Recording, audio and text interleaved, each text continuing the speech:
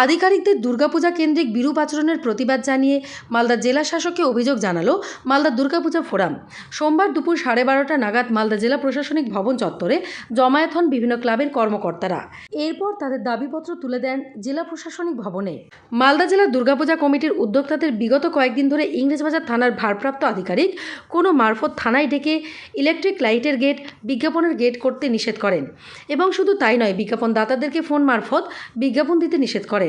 বর্তমানে ইংরেজবাজার থানার ভারপ্রাপ্ত আধিকারিকের আচরণে বিজ্ঞাপনদাতা সহ পূজা কমিটিগুলো ভীত সন্ত্রস্ত। কয়েক মাস পূর্বে অনুষ্ঠিত প্রশাসনিক মিটিং অনুষ্ঠিত হয়। সেই মিটিংয়ে অত্র জেলার পূজা কমিটিগুলিকে আহ্বান করা হয়েছিল। তাতে গেট সংক্রান্ত কোনো আলোচনা, পরামর্শ বা সতর্কীকরণ করা হয়নি।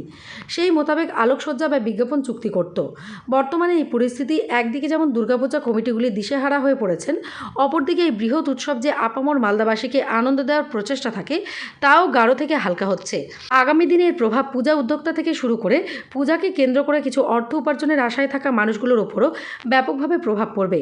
মালদা থেকে উৎপল মণ্ডলের রিপোর্ট।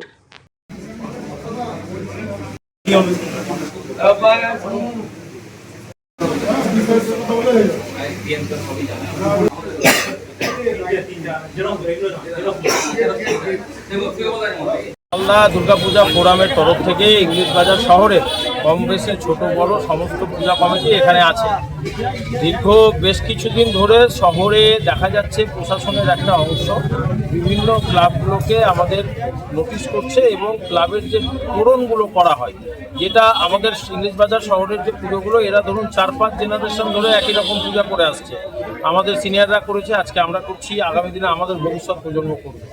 কিন্তু বিগত 2 বছর ধরে লক্ষ্য করছি যে বিভিন্ন ক্লাব সংগঠনগুলোকে তরুণকে নিয়ে প্রশাসনের একটা অংশের তরফ থেকে এক রকমের চাপ সৃষ্টি করার চেষ্টা হচ্ছে, যে কারণে বিভিন্ন পূজা কমিটিগুলো পূজা করতে গিয়ে অনেক সময় হোঁচট পেতে হচ্ছে। এই জায়গা থেকে আজকে মালদা দুর্গাপূজা ফোরামের তরফ থেকে আমাদের প্রায় বিজ্ঞাপনদাতাদের তরফ থেকে প্রায় আজকে 150টা ক্লাব আমরা এখানে এসেছি।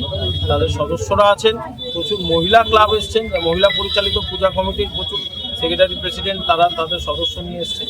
আমরা আমাদের ফোরামের মাধ্যমে আজকে এডিএম জি স্যারের কাছে গেছিলাম, এসডিও স্যারের কাছে গেছিলাম। যে সমস্যাটা হচ্ছে সেই সমস্যাটা আমরা তাদের কাছে তুলে ধরলাম এবং তারা আমাদেরকে যেটা বললেন, প্রথমত আজকে সন্ধ্যা 6:30টার সময় স্থানীয় কালেক্টরেটে একটি মিটিং আছে, ফাইনাল মিটিং। সেই মিটিংয়ে ফোরামের যে সমস্ত লিডিং ক্লাবগুলো যারা এখানে আছে, যাদের এখানে সিগনেচার আছেন, সেই সমস্ত ক্লাবগুলোর প্রত্যেকটা ক্লাব থেকে একজন করে প্রতিনিধি আসবেন, যারা 6 থেকে 7 জন টোটাল ফোরামের প্রতিনিধি হয়ে আজকের মিটিংয়ে থাকবেন। এবং এডিএম জি স্যার, এসডিও স্যার আমাদেরকে আশ্বাসন দিয়েছেন যে তারা কাইন্ডনেস নিয়ে সন্ধ্যাবেলায় এই ব্যাপারটাকে দেখা হবে, যাতে আগামীতে কোনো সমস্যা বলছি মালদা জেলা প্রশাসন, পুলিশ প্রশাসন এটা আছে তো অবশ্যই একটা কমিউনিকেশন গ্যাপ হচ্ছে। না হলে আমরা যেখানে যাচ্ছি তারা বলছেন যে আমাদের এখানে কোনো ডিসিশন হয়নি, কিন্তু তারপরেও প্রশাসনেরই পুলিশের একটা অংশ বলছে যে এটা বন্ধ করতে হবে বা গেট সরাতে হবে। স্বাভাবিক মনে হচ্ছে একটা গ্যাপ আছে। এসপির ভূমিকা কীরকম? দেখুন, আমরা এসপির সঙ্গে এখনো কথা বলিনি। আমরা এসডিও স্যারকে দিলাম, এডিএম জি স্যারকে দিলাম, চেয়ারম্যান স্যারের কাছে এখন যাব। আমরা তো ধরুন জানি একটা জেলার প্রশাসনিক প্রধান কে, DM sir, SDO sir, chairman sir, SP sir, জেলা সভাধিপতি। তো সেখানে যদি এক পেশে কেউ সিদ্ধান্ত কোনো একজন নেয়, এটা তো হতে পারে না। যদি দাবি না মানে কি করবে?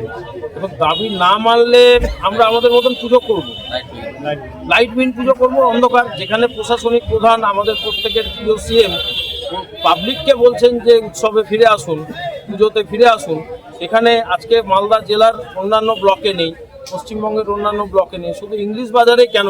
এটা আমরা দরকার হলে সিএম এর কাছে দাবি জানাবো। বলছি মালদা পুলিশ প্রশাসন এরকম আপনাদের সাথে ব্যবহারটা করে নবান্ন এগুলো কোনো জায়গায় জানিয়েছেন? হ্যাঁ, জানানো, অবশ্যই জানানো হয়েছে। সিএম ম্যাডামকে মেল করা হয়েছে, সিএসকেও মেল করা। রিটার্ন কোনো অ্যান্সার এসছে? আসেনি, আসবে। এত তাড়াতাড়ি তো আসা সম্ভব না, কারণ উনি অলরেডি বন্যা নিয়ে সিএম ব্যস্ত হয়ে আছে, এটা স্বাভাবিক, আমরা সবাই জানি।